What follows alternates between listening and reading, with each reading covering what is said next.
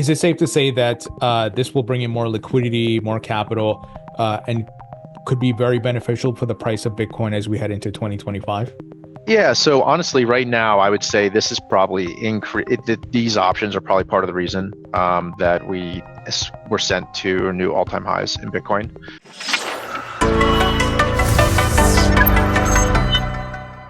This episode is brought to you by Gemini, which is one of the top crypto exchanges in the industry. I've been a user of Gemini for many years. They make it easy for you to buy, sell, and trade crypto.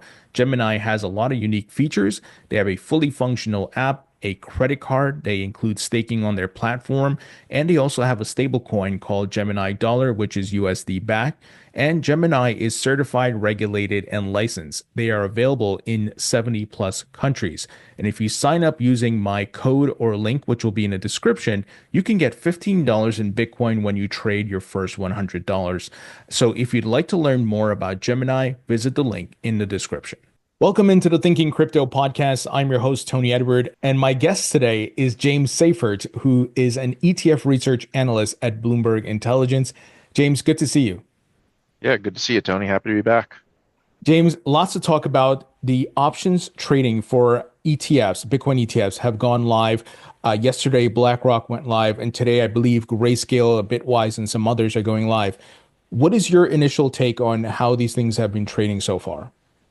Yeah, I mean, just flat out, it's been a pretty big success. I mean, if you've been following the space with these ETF launches, it's been just success after success after success, no matter how you slice it. I mean, even outside of the Bitcoin ETFs and crypto ETF world, just ETFs in general are having a record-breaking year. We're likely going to see over $1 trillion of inflows to ETFs in the United States, which is just a mind-boggling number. Yeah, the options were very successful. The first day for IBIT options yesterday saw about $1.9 billion in notional trading. So basically, exposure to IBIT worth $1.9 billion was exchanged hands in the option the first day of trading. And today, you mentioned there's a bunch of others that have come online. So it's Bitwise, Grayscale's both products, GBTC and BTC, ARC's ARCB, and Fidelity's FBTC. So I mean, all of them come online. They are a fraction of the trading volume that IBIT is seeing today. So if I'm looking at this in the same notional levels, it's as of like 2:30, so there's still an hour and a half left trading. There's been about 1.4 billion in notional trading for IBIT, and the rest is less than 100 million. So yeah, it's heavily tilted towards IBIT, which kind of makes sense. That honestly, the volume for IBIT itself on its actual ETF shares is far and away the leader in the space.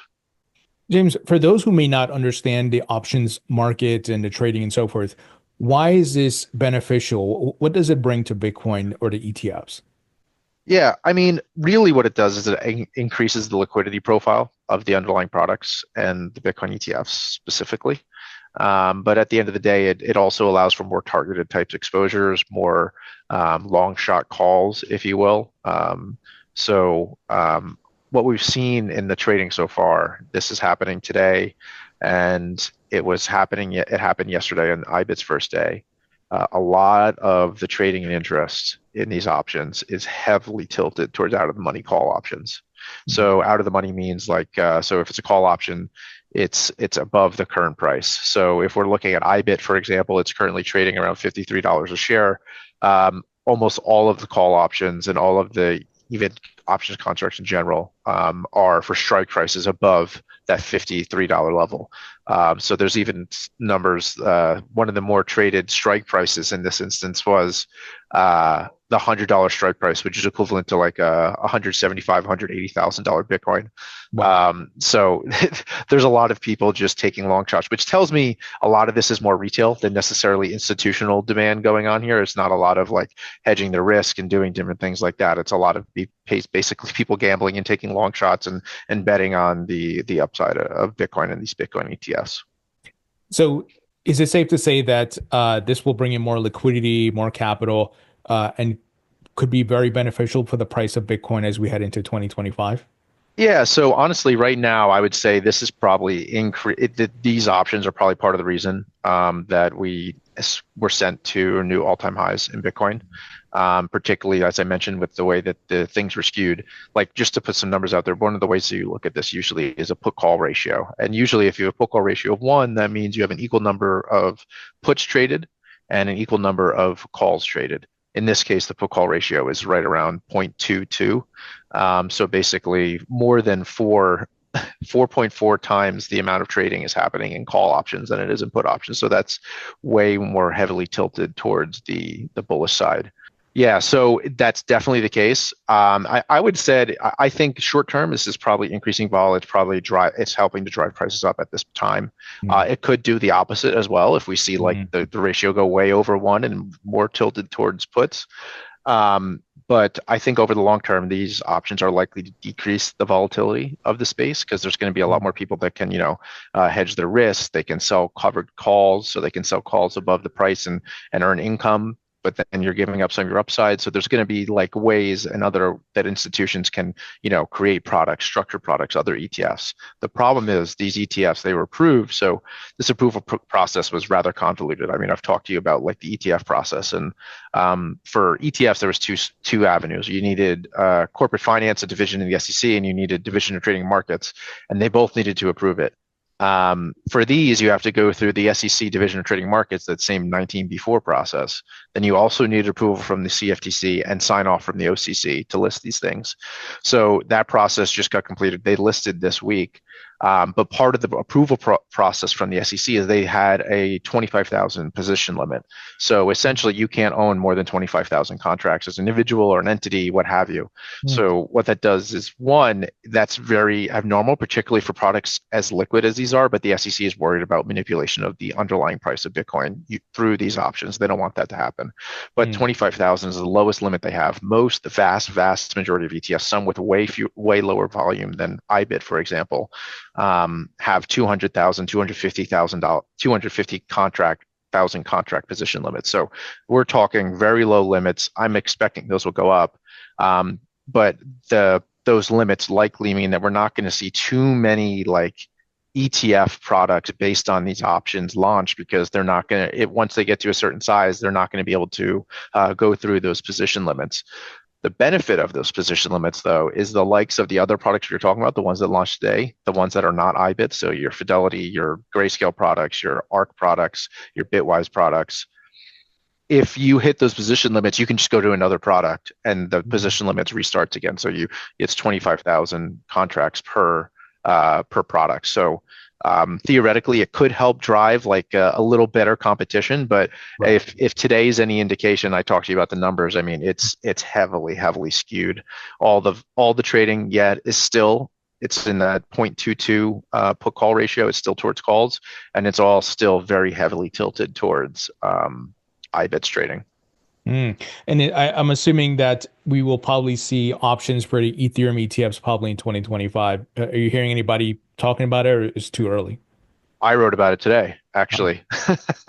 So they have already, Nasdaq and BlackRock filed on, I think, August 6th or early August for that 19B4 approval process. So the final deadline for that is early April. So theoretically, if the way things usually work is they approve like right around the deadline. So theoretically, I can't imagine them denying these after approving the Bitcoin ETF options. So they'll get approved in April.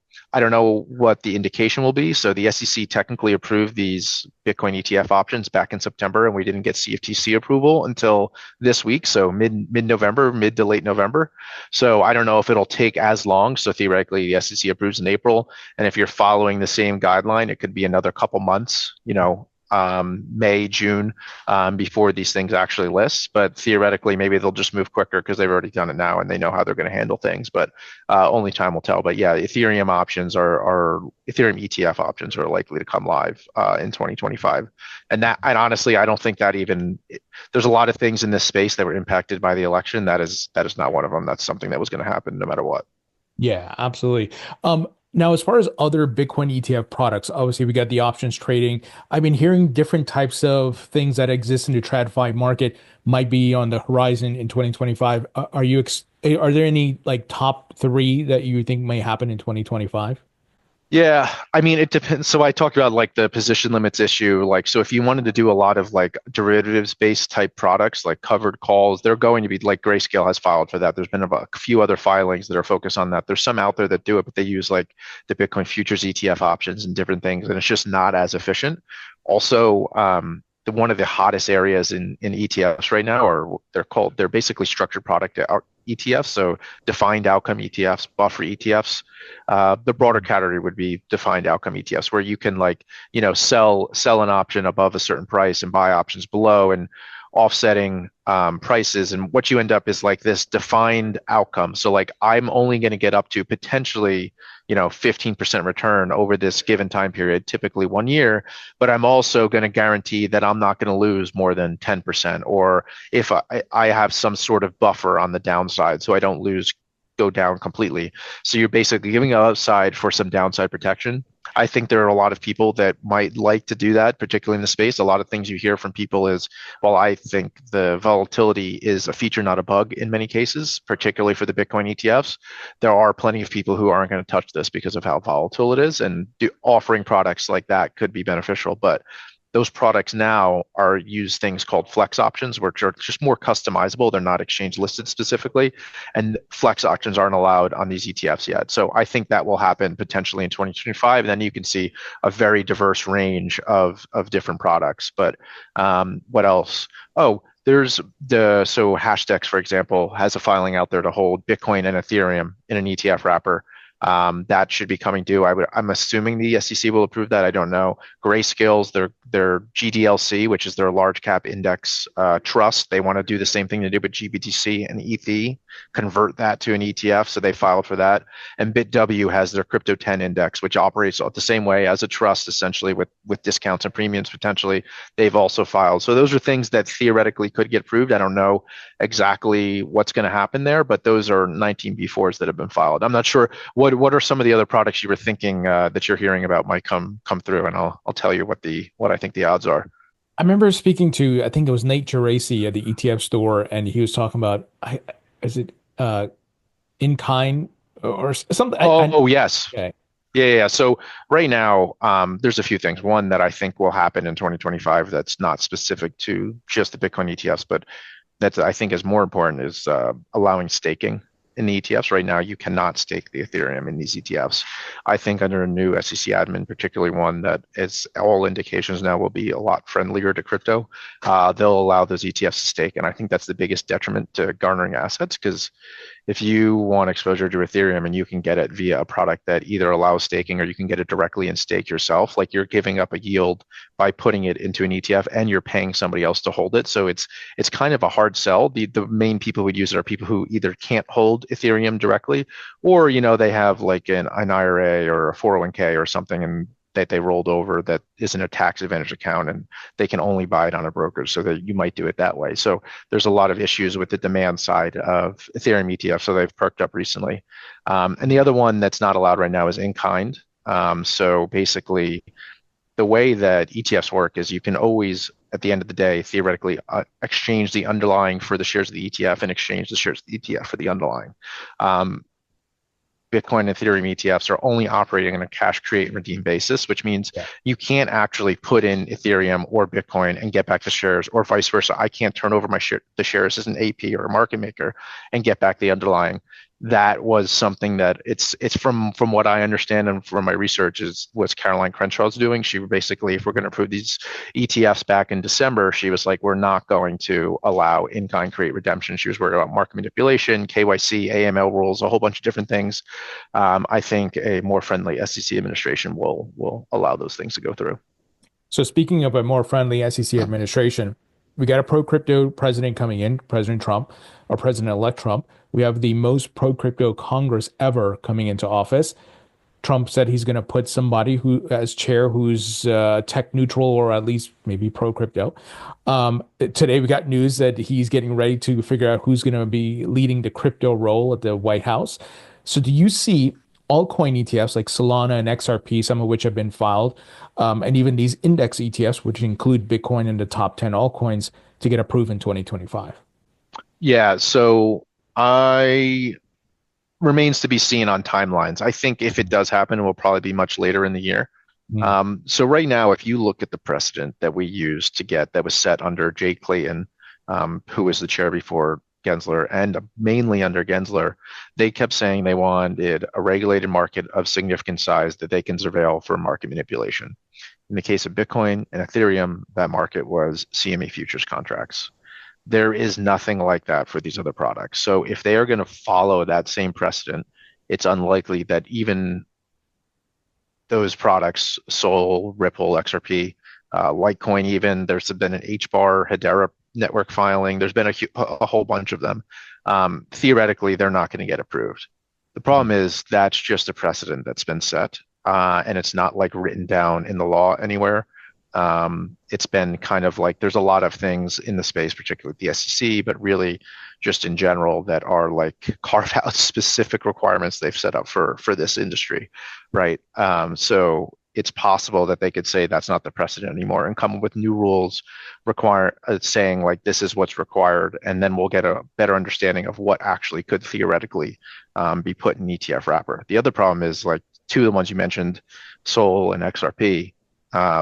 They are still being called securities by this SEC admin in multiple lawsuits, and in some cases with Ripple directly in a lawsuit with Ripple. So that needs to be cleared up, right? So I think it's possible that we could see some of these things get approved in 2025. But you got to remember, the filings we've seen are I talked about the two filings. One, the 19B4 one with the division trading markets.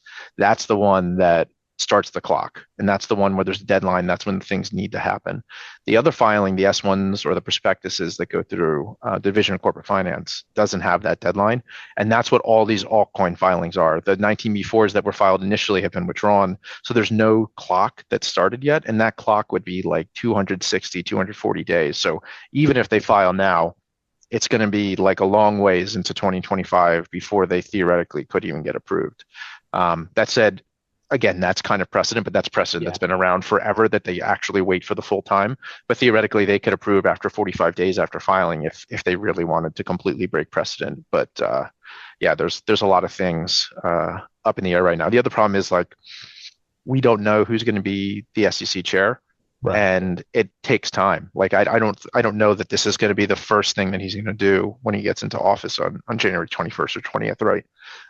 So it took until May or June, I think, for Gensler to get in. So it could be a while before there's any sort of like real true movement at the SEC. Yeah, that definitely makes sense. Great points.